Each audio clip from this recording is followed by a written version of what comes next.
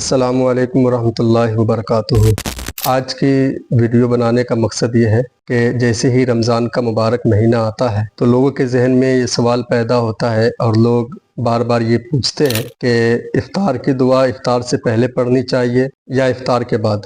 تو آئیے سب سے پہلے ہم اس حدیث پاک کو دیکھتے ہیں جس میں نبی کریم صلی اللہ علیہ وسلم نے ہمیں افطار کی دعا کی تعلیم فرمائی۔ تو سنن ابو داؤد میں ہے ان معاذ بن زہرہ انہ بلغہ ان النبی صلی اللہ علیہ وسلم کان اذا افطر قال اللہم لک صمت وعلی رزقک افطرت۔ حضرت معاذ بن زہرہ رضی اللہ تعالی عنہ سے مروی ہے کہ نبی کریم صلی اللہ علیہ وسلم جب افطار فرما لیتے تو یہ دعا پڑھتے اللہم لک صمت وعلی رزقک افطرت۔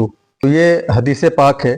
اب اس حدیث پاک کی شرح میں دیکھتے ہیں۔ ابھی آپ کے سامنے یہ کتاب ہے مرکات، جو شرح مشکات ہے۔ اس میں ملا علی قاری رحمۃ اللہ علیہ الباری اپنے اس کتاب کے جلد نمبر 4 اور پیج نمبر 258 میں اس حدیث کی شرح کرتے ہوئے تحریر فرماتے ہیں کہ کانا اذا افطر قال ای دعا، یعنی نبی کریم صلی اللہ علیہ وسلم جب افطار تناول فرما لیتے تو یہ دعا پڑھتے۔ وقال ابن الملک ای قرأ بعد الافطار، ابن الملک نے کہا کہ افطار کے بعد یہ دعا پڑھتے۔ تو اس حدیث پاک اور اس کی شرح سے ہمیں بات معلوم چلی کہ افطار کی دعا جو ہے وہ افطار کے بعد پڑھنی چاہیے۔ ایک اور کتاب ہے فتاوی رضویہ شریف، جو امام اہل سنت حضور اعلیٰ حضرت امام احمد رضا خان فاضل بریلوی رحمۃ اللہ علیہ کی لکھی ہوئی ہے۔ آپ سے سوال ہوا کہ دعائے افطار اللہم صمت وعلی رزقک افطرت جو ہے یہ قبل از افطار پڑھنی چاہیے یا بعد افطار؟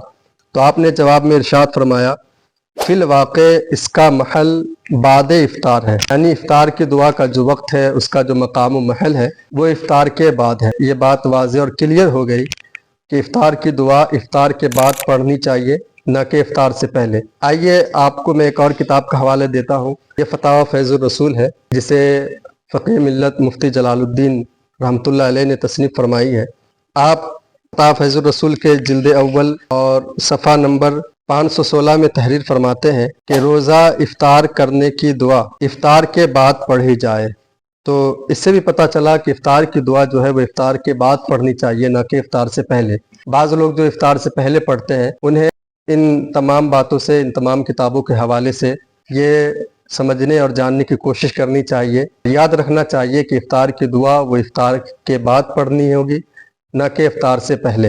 پھر ایک یہ سوال ہو سکتا ہے کہ پھر افطار کس طرح شروع کریں؟ تو افطار اسی طرح شروع کریں جس طرح عام دنوں میں آپ کھانا شروع کرتے ہیں۔ مثلا بسم اللہ الرحمن الرحیم پڑھ لیجئے، یا کھانے سے پہلے کی جو دعائیں کتابوں میں منقول ہے وہ پڑھ کر آپ افطار شروع کریں، اور جب آپ کا افطار مکمل ہو جائے اس کے بعد آپ افطار کی دعا پڑھیں۔ تو ان تمام باتوں سے یہ بات واضح اور کلیئر ہو گئی کہ افطار کی دعا افطار کے بعد پڑھنی چاہیے، نہ کہ افطار سے پہلے۔ اللہ تبارک و تعالی ہم سبوں کو رمضان کی برکتوں سعادتوں سے مالا مال فرمائے، اور ہم سبوں کو شریعت اسلامیہ کے مطابق زندگی گزارنے کی توفیق عطا فرمائے۔ السلام علیکم ورحمۃ اللہ۔